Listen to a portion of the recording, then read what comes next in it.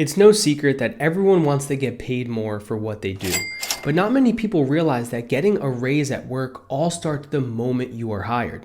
Whether you have a single employer or you're a freelancer who manages multiple different clients, getting consistent pay raises is vital to your career.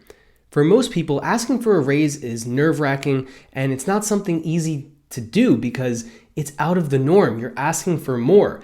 Everyone wants more money. Why should they give you more money? Well, that's something that you need to internalize and realize that you deserve more, because that's going to help take some of the edge off of it. But if you don't have a plan to ask for a raise or a promotion, you will likely fall behind your peers and get stuck in the same income bracket for years, or worse, even decades. However, if you create an action plan, as soon as you are hired, you can effectively position yourself to succeed and to battle against inflation. And it all starts on day one. So you want to have a plan to provide value for the company you're working for or the client you're working for, and also map out where you want your future to go as it relates to your pay rate with them, as well as your responsibilities and just overall vision of growing with that company or with that client. Another thing that's very important is to remember that everything you do creates an impression on your employers. So the way you dress, your attitude, your vocabulary, and more all goes into that. So make sure that you're thinking about your goals and you're always coming across as professional as possible.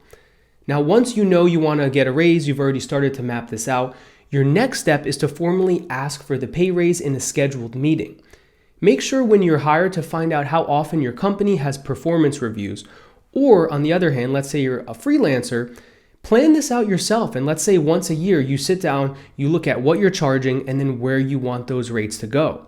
What you want to do during this meeting is to present the value that you have provided as well as future value you want to continue to deliver. Get as specific as possible here and explain tangible results that you have created. Bonus points if you can tie your efforts to revenue that you have created for your employer. So you don't just want to bust into your boss's office one day and just say, I need a raise. This person's making more than me, or I did this really well. I need a raise. It needs to be mapped out, and you need to be very calm and communicate clearly the value that you are bringing. And another thing you can do is lay out all of the responsibilities that you started the job with and then everything you're doing now. A lot of times you've probably taken on a lot more, and that's a great way for your boss to see, you know what, this person is worth a pay raise. Another thing you can do and that you should do is also pitch the future things you want to deliver to the company and the additional responsibilities that you are willing to take on with that pay raise or with that promotion. On top of that, you also want to do your research to discover the industry average salary in your city or in your state. If this is below what you currently earn, you can bring in that third-party data to the meeting from multiple credible sources in order to show that what your employer is currently paying you is actually below the average, and what you are delivering is either average or, of course, it should be above average. You should be over-delivering. However, you do want to be careful when you're determining the number that you're going to ask for, because it is a negotiation. So oftentimes your employer will not give you the exact number you asked for, and if they are willing to give you some more of a pay raise, it's not going to be exactly what you had in mind initially. So a lot of times they'll meet you in the middle, so you want to increase the number that you really want by a good $5,000 to $10,000 to make sure there's some buffer room in there. Now, let's say you're a freelancer that wants to raise your rates. You need to do this in a very similar way by looking at what the competition is charging based on your experience level and, of course, the value that you are delivering to your client. Next, let's talk about the timing of when you're going to ask for your raise. It's important to ask for a raise when you are at a spot where you know you've over-delivered on something. So let's say you worked on a really big project and you went above and beyond, you got a lot of things done. That is a great way you can say, look what I did in this project. I'd love to continue to do things like this. I want to stay with the company long term. This is the kind of pay raise that I'm looking for. The same sort of thing goes with the timing of the company. So you don't want to ask for your performance review if the company is in a very hard financial time, let's say, or let's say you're in the middle of a big project and you're not done with it yet. You may want to push off that performance review and asking for that pay raise until you've completed that big project or until your company is out of whatever situation they're in that is kind of consuming their time. So once things are going really well, either for yourself, the company, or everyone together, that's a great time that you can ask for the raise. Lastly, after you have presented your case for your pay raise, be patient.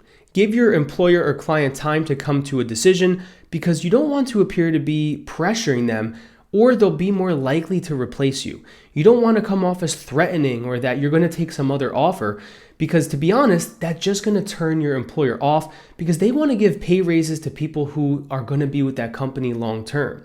Now, let's say worst case scenario, you don't get the pay raise. They come back, they say now's not a good time. If you want to be with that company, make sure you don't take this too hard. Keep working with the company. Provide value, and then during that next performance review, you will be in a much stronger position to secure the pay raise that you wanted. Now, on the other hand, if you have other offers or clients willing to pay you your desired rate right now, don't be afraid to leave your current position and pursue those that will propel you in the direction that you want your career to go. You can't be afraid to move around, and in the world we live in today with the whole great resignation, the great reshuffling, there's a lot of different terms for it, but people are starting to value their time, their freedom, their work situation a lot more. And what that's actually done is opened up much more responsibility for the employer to grant that to the people they're hiring. However, that's only if you ask for it. So remember, you need to ask for pay raises. It's completely normal, but you need to also position yourself in a way where you want to be working with the company you're with, because that is going to end up being a win-win situation, and you will be much more likely to get that pay raise and all of the future pay raises that you want to keep your career moving in the right direction. If you enjoyed this video, please subscribe to my channel, hit the like button, and check out all the other videos I have on my channel about freelancing, entrepreneurship, lifestyle, freedom, and business. Thanks for watching.